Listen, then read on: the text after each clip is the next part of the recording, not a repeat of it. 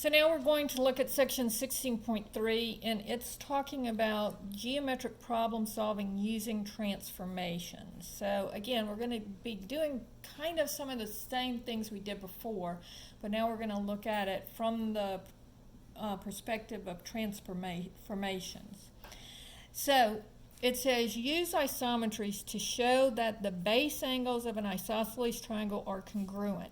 So we already know that these are congruent, but we want to show it using isometries, or reflections and translations and rotations. So if I take this triangle and I flip it about this line AC, let's see if I can do this without...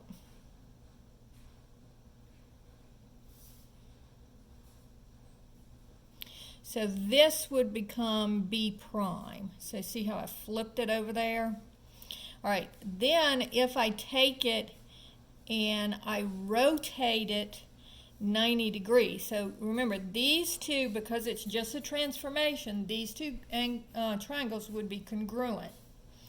And so then I'm going to take it and I'm going to rotate it down. Okay? And so if I take this and I pull it down, then this angle becomes B double prime here. This point here becomes B double prime. And this point here becomes C prime, because I'm taking the whole thing and rotating it down. And again, the triangles are congruent, and so the angles have to be congruent as well. So that shows you that first we're going to do a reflection about the line segment AC.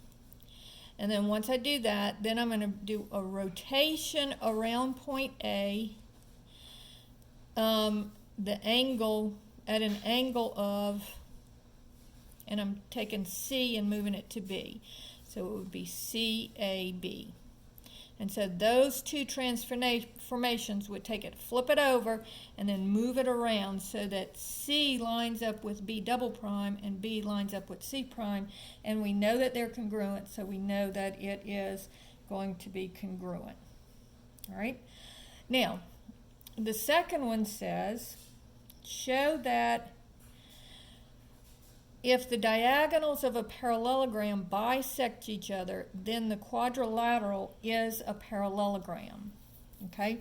So we just know that, we don't know that this is a parallelogram yet. We just know that it is, that the diagonals bisect each other. So I know that this line and this length of this line and this length of this line will be the same, and this one would be the same. Now, what I'm going to do is I am going to do what's called a half turn.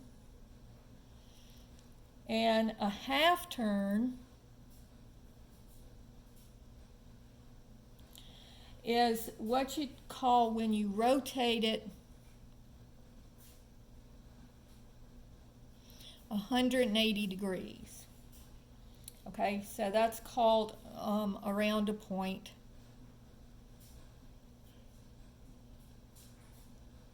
O. So this is called HO.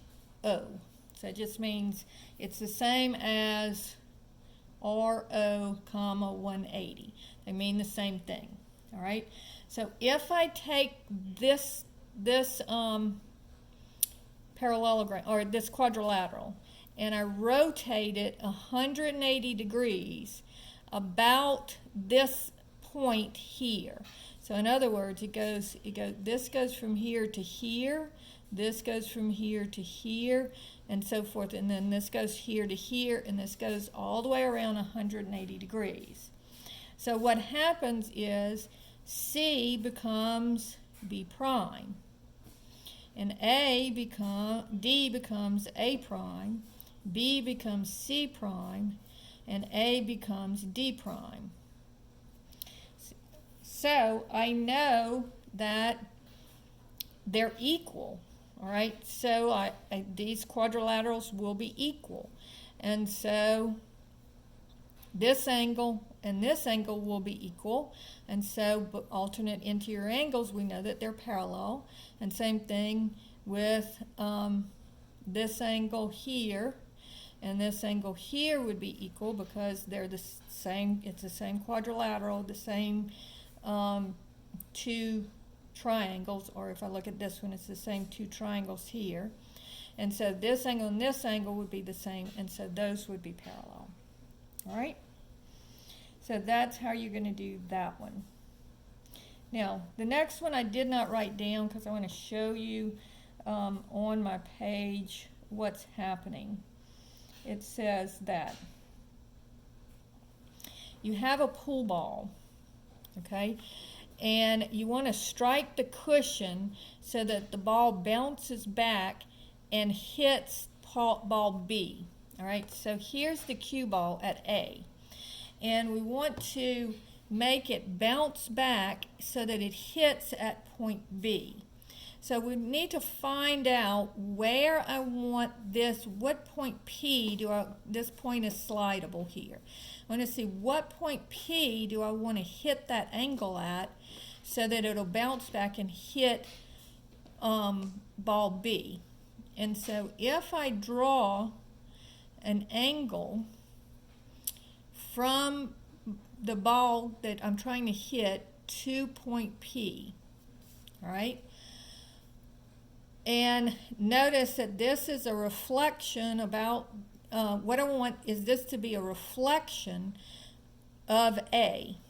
Now, where I have P right now, it's not a reflection. So what I'm going to have to do is move P over a little bit. Because see how this distance is shorter than this distance? So if I move P over here, and we'll see why we want it to be a reflection in a second. So that looks a little bit better. So notice that this distance and this distance are the same.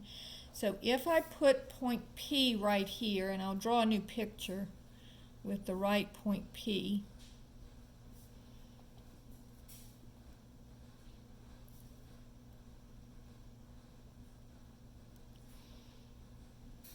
Okay, so this distance and this distance should be the same.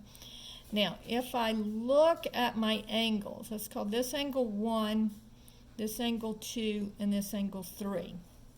If I look at my angles, angle 1 and angle 2 should be the same, okay? Because if this is A prime, then I took this line and I flipped it reflected it, so this little angle should be the same as this little angle. Because remember, reflections preserve angles. And so 1 and 2, measure of angle 1 is equal to the measure of angle 2. But then I also know that the measure of angle 1 has to equal the measure of angle 3 because they are vertical angles. Okay? And so I know that these two angles have to be the same and these two angles have to be the same. So I would select point P where the measure of angle 2 is equal to the measure of angle 3. So that I want these two angles to be equal. All right? And then it will bounce off and hit point. So the cue ball at A would come up here, bounce off, and hit ball B. All right? And this is, in physics, they call this the angle of incident is going to equal the angle of reflection. All right? So angle that you come in at will be the same as the angle that it bounces off at. And so that's how you do, that's how you would find P. All right? All right, so now what I'm going to do here is the next problem. Let me get that on the screen for y'all. Okay, so what you have is you have two towns, and here's the picture. You have two towns, and you want to build a bridge somewhere. And you want to know where should I build a bridge so that trying to get from town A to town B would be the shortest distance. So notice I could build it just straight here and then come over. but that would be longer than if I could just do it straight across, right? So I'm going to have to build the bridge straight across. I don't want to build the bridge diagonally because that takes too much extra materials. I need to build it. So I need to know, where do I start this bridge? What point along the river do I start the bridge? So here I have a picture of it. And notice that this distance, or let me draw it over here so we don't get it confused. This distance D is the distance that we're having to cross the river. So if I take B and I just translate it up this same distance, so I'm going to move this up into the river, and this distance here, D, is the same as this distance across the river, I would get B prime. And so now, remember, the shortest distance between 2 points is a straight line. So if I draw my line, straight line, from B prime to A, then what's going to happen is here would be C, and here is where I would want to build my bridge. So you'd have to come from here to here, cross the bridge, and then here to here. And notice this is a parallelogram, and so it gives you that shortest distance. So that is all for section 16.3. And the homework in this section, and I'll do another video with the homework in a second, but the homework for this video is 1, 3, 4, 5, 9, and 11. And I think I was going to cut off some of those, but I'll let you know in the next video.